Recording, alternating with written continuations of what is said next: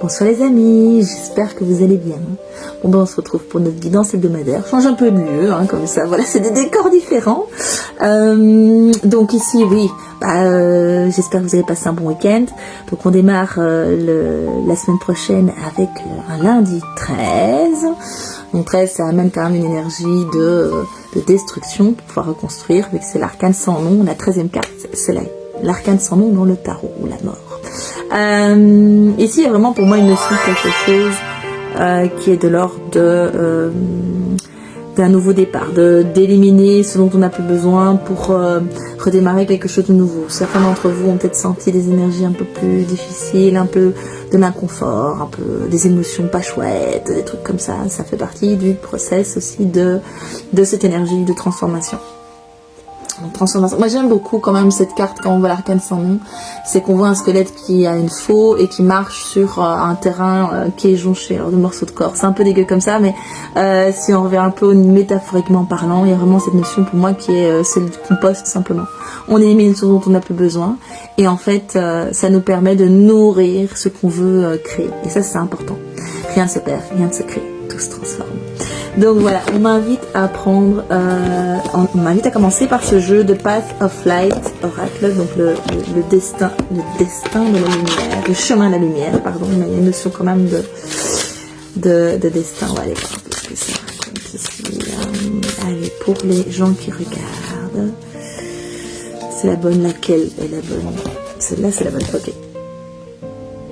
Unequal eye, un regard égal. Une notion de lucidité, mais lucidité à travers même un environnement qui change, un intérieur qui change. C'est comme si vous pouviez à la fois observer l'extérieur et observer ce qui se passe à l'intérieur de vous avec une lucidité. C'est-à-dire que les émotions ont tendance à nous aveugler, à nous mettre dans des trucs, des projections pas chouettes, des revécus émotionnels.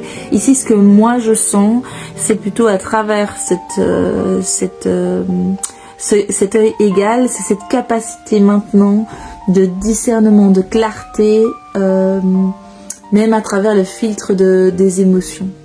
Il y a quelque chose d'assez constant. Ça ne veut pas dire que vous n'avez pas des moments où vous êtes down ou quoi, c'est vraiment le fait que cette lucidité, cette conscience n'est plus impactée par ça. Peut-être que c'est ça que, si vous avez eu un week-end un peu difficile, c'est peut-être ça que vous avez pu expérimenter. Posez ce regard-là sur vous-même. En tout cas, vraiment ce regard de lucidité, ce regard aussi sans complaisance pour soi-même. Je ne suis pas une victime, je ne suis pas un bourreau, mais je suis ce que je suis avec un vécu émotionnel qui n'est pas toujours confortable et je ne sais pas toujours ce qui se passe, pourquoi ça se passe, mais ok, j'accepte que ça se passe et je suis fidèle à moi-même. Je suis... il y a quand même une notion aussi d'être bien entouré. Avec ce regard égal, avec ce regard clair, la notion de pouvoir voir ce qui est, voir l'autre dans ce qu'il est, et de pouvoir justement valoriser ses relations de fidélité, d'amitié. Mais pour moi, c'est avant tout un cadeau de vous-même à vous-même. Vous voyez ce que je veux dire? Ok, on va en retirer encore une du Path of Light. Il y a autre chose important. Je peux associer les deux. Ok, donc je vais associer en fait. Voilà, comme ça, vous les revoyez. Donc, l'œil égal. C'est la notion aussi que comme c'est des amitiés, ce sont des amitiés vraies. Il y a, ok, il y a un message qui va arriver quand même. Il y a des messages qui vont arriver. Des messages conscients ou inconscients. Des messages énergétiques, des messages extérieurs portés par quelqu'un pour... Wow, ouais. Regardez, juste derrière, pour vous amener plus haut là. Il y a plus de lumière. Si vous avez un week-end ou des émotions pas chouettes dernièrement, vous êtes en train de passer par là, il y a vraiment un truc de...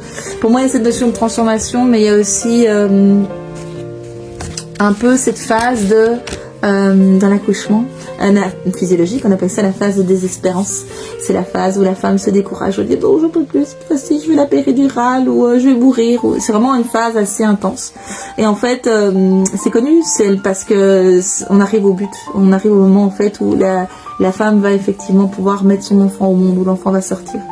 Donc il y a une notion aussi, si jamais vous êtes dans une passe un peu difficile, c'est cette phase de désespérance qui arrive juste avant cette transformation, justement, juste avant ce renouveau. C'est très inconfortable d'être dans cette énergie de l'arc-en-ciel. Bon, ici on va aller très très fort. Hein. Très inconfortable. Ça veut dire parce que c'est inconfortable, que c'est pas quelque chose de positif et de sain pour vous qui regardez et pour les autres en général. Donc les plumes, oui c'est ça, donc les messages qui arrivent, des messages, je dis conscient, inconscient, parce qu'il y a peut-être des déclics qui vont s'opérer à travers vous, mais de fait ça peut être aussi des choses qui évoluent sur le plan humain, matériel, à travers les relations, des gens qui vous permettent peut-être à travers leur vécu, leur regard, à travers des suggestions, des conseils, d'accéder à autre chose. Parfois ça vous permet de prendre conscience aussi, c'est un regard extérieur qu'on pose sur vous, qui est un regard différent, qui est un regard positif, qui est un regard au-delà des émotions que vous faites traverser, au-delà de votre utilité potentielle. C'est un regard sur qui vous êtes, avec effectivement beaucoup d'authenticité et de clarté. C'est vraiment ces mots-là que j'ai vraiment, c'est la clarté, quoi. Ah, le dharma. C'est marrant. Bon, après, je trouve que en fait, ben, on peut dire, hein, ça semble, ça se ressemble. Elles se ressemblent assez fort. Hein. On a quand même, je sais pas si vous le voyez là, le fer à cheval. Et on est presque sur un fer à cheval. Pour moi, ça me fait vraiment penser à cette chance. Vraiment, il y a la notion de pouvoir accomplir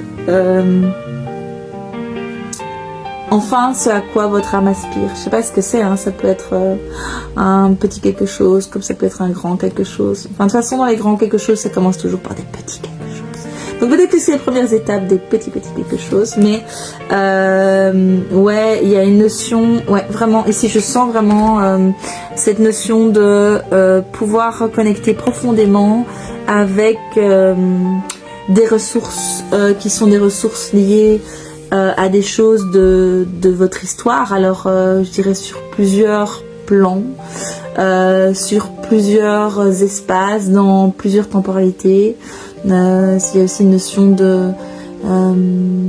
d'accès à des connaissances qui sont de l'ordre de la conscience collective, de l'ordre de connaissances de vie antérieure, de transgénérationnel. Il y a quelque chose qui est là. Il y a un accès à quelque chose de profond. J'ai des termes surannés, je ne sais plus ce que ça veut dire. Mais c'est vraiment quelque chose de très dense, dans le sens positif. Donc c'est quelque chose de très ancré. C'est quelque chose qui est très nourrissant, qui est fiable, qui est valable, et qui va être une ressource, enfin qui est une ressource en fait à laquelle vous allez pouvoir avoir accès là, à travers cette expérience, à travers cette transformation, pardon.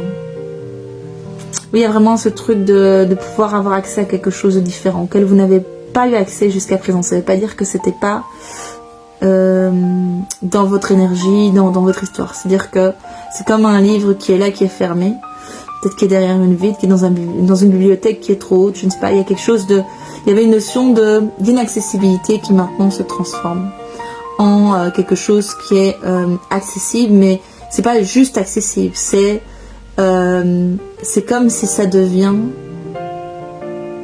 comme si, voilà, c'est plutôt cette part de vous qui était dormante qui tout d'un coup s'active. C'est pas tout d'un coup j'ai accès à quelque chose et je vais devoir commencer à ouvrir le livre et je vais devoir commencer à lire. Non, c'est vous devenez le livre. Le livre fait partie de vous. Vous voyez ce que je veux dire? C'est une petite subtilité quand même qui est importante, qui est très importante. Merci. Et c'est vraiment lié. Il y a quand même quelque chose qui est lié à votre vécu, votre sensibilité, votre, enfin ce que vous venez accomplir. Alors après, voilà, il y a chacun a plein de choses qu'il peut accomplir, mais vraiment quelque chose qui est très personnel. Voilà, c'est ça. C'est vraiment très dense, c'est très personnel. C'est en lien avec quelque chose d'autres choses plus grandes. Ça peut être en lien avec même avec la conscience sélective, avec la transgénérationnelle, mais c'est quelque chose qui est très lié à toi qui regarde, à ta coloration, à ton mode de fonctionnement, à qui tu es. Ça n'est pas... Cette transformation ne change pas qui tu es. Il y a comme mettre plus de lumière, il y a comme avoir plus d'accessibilité, c'est comme des informations, tu sais pas pourquoi tu les auras, mais tu les auras. Tu sauras. Donc voilà, et tu vas en faire ta propre recette. Donc voilà, ça c'est un petit peu pour la guidance de la semaine. Est-ce qu'il y a autre chose à dire? Non, est-ce que je peux clôturer là? Eh bien, je vous souhaite une excellente semaine. À bientôt.